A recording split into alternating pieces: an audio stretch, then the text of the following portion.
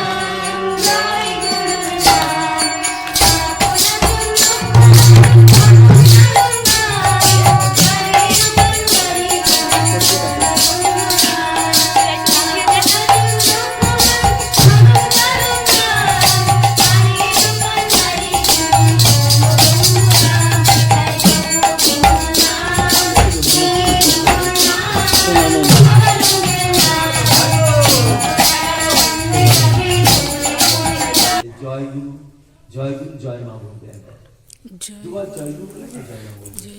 তাহলে কি হবে না, তোমাদের এই যে মায়ের যে কৃপা সেইটা তুমি লাভ করবে। আচ্ছা, মায়ের কৃপা ছাড়া আমরা গুরুর কৃপা পেতে পারি?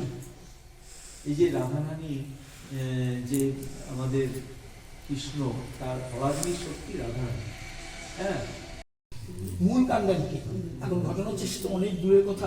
দেখেন, গীতা থেকে আসছেন এই যে মা এসছেন আমাদের। মা যদি আমাদের না পথ দেখিয়ে গুরুর কাছে না নেয়, আমরা সে পথে কোনো দিন, যেমন আমরা যত কৃষ্ণ বুঝি, শিব বুঝি, দুর্গা বুঝি, কালী বুঝি, যত বীজ মন্ত্র দিয়ে সাধনা করি না কেন, যতদিন গুরু কৃপা না হবে ততদিন আমাদের মুক্তির কোনো সন্ধান হতে পারে না।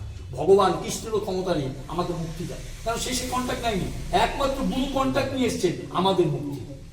তাই গুরুই শুধু কন্ট্যাক্ট একমাত্র পারে মুক্তির পথ দেখাতে। কৃষ্ণ পারবে না মুক্তির পথ দেখাতে।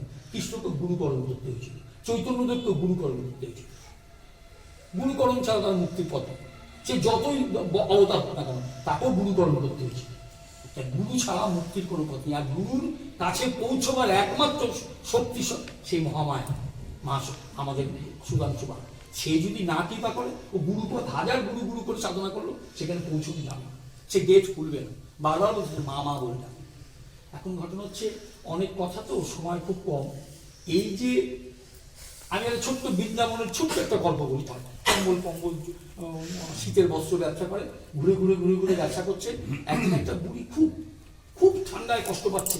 সাম বলছে এ একটা কম্বল দিয়ে, একটা কম্বল বলছি, না না আমি ব্যবসা করতে গেলে ওষুধ দেখলে হবে, আমাদের কি লাভ হবে? মনে না আমি আজকে একটা কম্বল দিব। সেই তার পয়সা নেই, সেই আমি শর্টকাটে বলছি, তাকে একটা কম্বল শাম দিলে। বুড়ি বললো, তুমি আমার ঠান্ডায় আমি মরে যাচ্ছিলাম, তুমি আমার একটা কম্বল দেবে বাবা? আমি তো তোমার কোনো অর্থ দিতে পারবো না, একটু দাঁড়াও। ঘর থেকে কি করেছে, তিনি গোপালের সেবা করতেন, একটা গোপালের মূর্তি এনে বললো, বাবা আমি একে আমি ওই 3 বেলা আমি একে একটু পুজো করি, প্রণাম করি, তুমি একে সঙ্গে রেখো, তোমার ভালো হয়। রাম বলছে আর কোনো কম্বল একটা না, ছবি এনে দিয়েছে। শ্যাম বলছে আচ্ছা দাও আমার শ্যাম বুকে করে সে নিয়ে এসেছে। বলো তো সব হবে, শুধু একে তুই একটু ভক্তি করিস, একে বিশ্বাস করিস, একে একটু যত্ন করিস। সেই শ্যাম কি করলো, ঘুরে ঘুরে তারা বিক্রি করতো।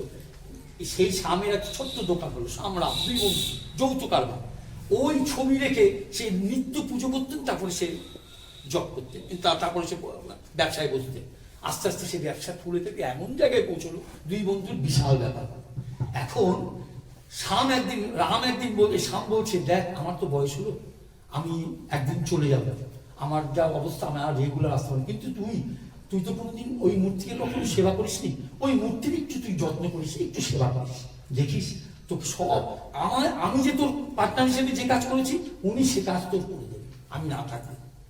সব বলে হয়েছে, যা বললো কিছু আর বলেনি, চুপচাপ আছে। এখন এরকম 6 মাস বাদে রামের বাড়ির মেয়ে দিয়ে সে শামকে নিমন্ত্রণ, 6 মাস চলছে, 6 মাস পরে গেছে তার বাড়িতে, মেয়ের কাজ নেই, নিমন্ত্রণ করছে। ছেলে বেরিয়ে এসছে, বলছে আপনি কাকে খুঁজছে? রাম তোমার বাবাকে? বলে আপনি জানেন আমার বাবা 6 মাস আগে মারা গেছে। অদ্ভুত ব্যাপার, 6 মাস আগে মারা গেছে। কালকে আমার দোকান পড়ে এলো 10টা 5টা, যেমন ডিউটি করাতে কালকে আমার দোকানে ছিল, পরশু আমার দোকানে ছিল। 6 মাস ওকে তো আমি তো ওকে রেগুলার দেখি, আমার যেমনি আসতো তেমনি আসে, আমার বিকেল বাড়ি চলে আসে, 10টায় আসে, 12টা 5টার সময় চলে যায়। ওরা আমার বাবা তো 6 মাস আগে মারা গেছে, আপনি জানতেন? 6 মাস আগে তাহলে আমাকে তুমি বলো, আমাকে তো জানাওনি 6 মাস আগে। বলে আমি তো আমার রেগুলার আমি দেখছি শাম আসে, আমার দোকান সামলাচ্ছে, যে সে কর্ম করে। বলে আপনি তো আমাকে রেগুলারই, আপনি এসে বাবার যে টাকাটা আমরা বলিনি না, আপনি বাবার যে ভাগের টাকাটা আপনি তো প্রতি মাসে আমাদের দিয়ে যান। বলে আমি দিই, অদ্ভুত ব্যাপার। ওইখানে স্বামীর হয়ে কাজ করছে কি, আমার স্বামীর টাকা তোমাকে ভাগ দিয়ে যাচ্ছে, এটাই ব্যাপার। ও তখন আশ্চর্য হয়ে গেল, তখনই ঠাকুরের মূর্তির কাছে বুঝতে পেরেছে। ও বলেছিল যে আমি চলে গেল, ঠাকুর নিত্য তো নেই কাজ, আমার যে কাজ সে উনি করে দেবেন। তাহলে আমার হয়ে টাকাটা তার বাড়িতে পৌঁছে দিতেন, আর আমিও স্বামীও তার ঠাকুর সেই কাজ করতো। সেদিনটা থেকে সেই মূর্তি সেও সেই সেবক হয়ে গেল। আমি আর কি করবো? শুধু বিশ্বাস দেখে, ওই যে বিশ্বাস নিয়ে নির্ভরতা নিয়ে শুধু ছবিতে দুবেলা সে প্রণাম করতেন, প্রণামী দেখেন, প্রণাম নাম হরিদাস শুধু নামের দ্বারা শুধু 3 লক্ষ বার দিনে জপ করতেন নাম, 3 প্রকার। এই নাম জপের দ্বারা সে তার দেহকে লীন করলেন। কি করে? চৈতন্যদেবকে বললেন, তুমি কি করে মরতে চাও? আপনার চরণ আমার বুকে থাকবে, আপনাকে আমি দেখতে দেখতে চৈতন্য নাম বলতে বলতে যেন আমার দেহ বিলীন হয়। তাহলে শুধু নাম জপাতে, শুধু নাম জপে হরিদাস সে তার দেহকে চৈতন্যদেবের চরণে ভরসা করে গুরু কাঙ্গারি, ভরসা করে গুরু কাঙ্গারি,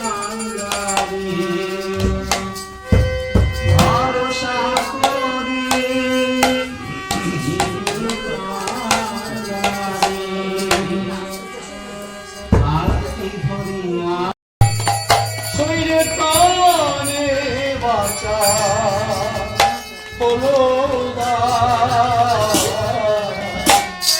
নিগম প্রেমের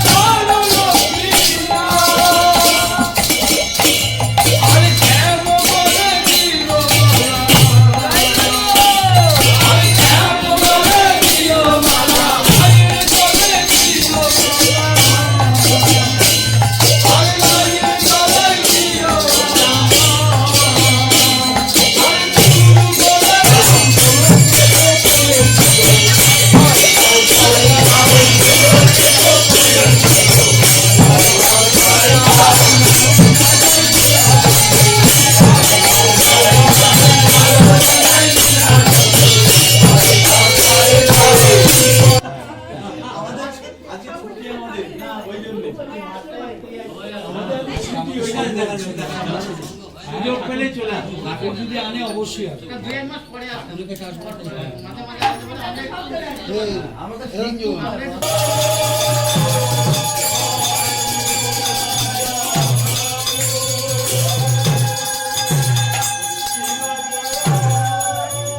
সব শেষে আরতি হয়ে এখন অনুষ্ঠানটা শেষ করা হলো। এরপরেই এখন সবাইকে টিফিনের ব্যবস্থা করা হয়েছিল, টিফিনগুলো দিয়ে দেওয়া হয়ে গেল। তো ফাইনালি এখন বাড়ি আসলাম, ভালোই শীত পড়েছে। তো আজকের মতো এখানেই ভিডিওটা এন্ড করছি। ভালো লাগলে কী করতে হবে, লাইক কমেন্ট সাবস্ক্রাইব করে দিতে হবে। Tata, bye bye.